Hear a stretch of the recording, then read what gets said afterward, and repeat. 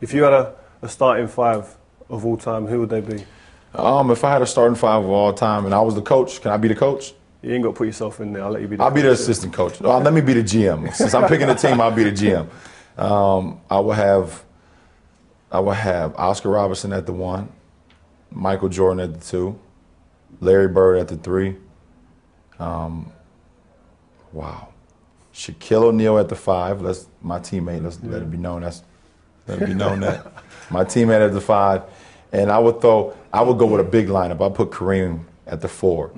I go with a huge lineup. And then my coach would be James Naismith, who created the game of basketball. That would be my coach. I'm the GM. I just pay everybody. I like this shoe, man. I've sat here for 10 minutes looking. I'm finding something new each time. I mean, for the most poignant thing for me is the teammates on there, which is a big thing for you. It seemed coming across in the film.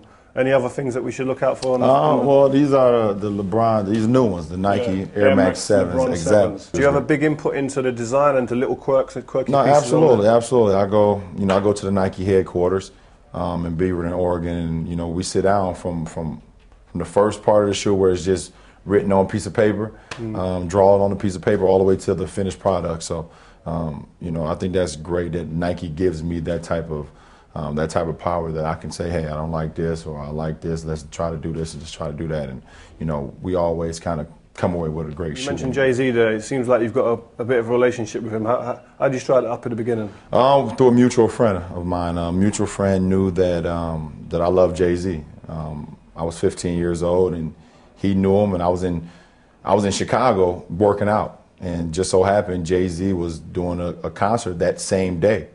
It's funny how things work out, I guess.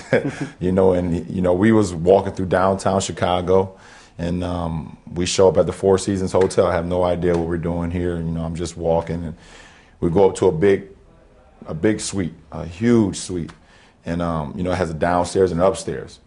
And out of nowhere you hear, "Yo, what up?" And when I hear "Yo, what up," I look up, and it's Jay-Z. He got a Michael Jordan Chicago Bulls jersey on. Jordan's on his feet and he's getting ready for the show, and I was like, wow. I was like, wow, this is amazing. So what is it like for him then to do a song with reference to yourself? It's obviously humbling. There was a player that made some comments before a game, and then Jay-Z came out back and he put him in his place, I guess. He put him back in his place. So what's it like to get you a man like that? It's great. I look at Jay as a big brother to me, and to have a big brother, I mean, we all know if you have a big brother stick up for you. Just like the movie, Sheehan was like hey, listen, something going on, let me know. And Jay is a big brother of mine, and for him to do that, I think it is humbling to know that you have people that's great in other professions look up to you also.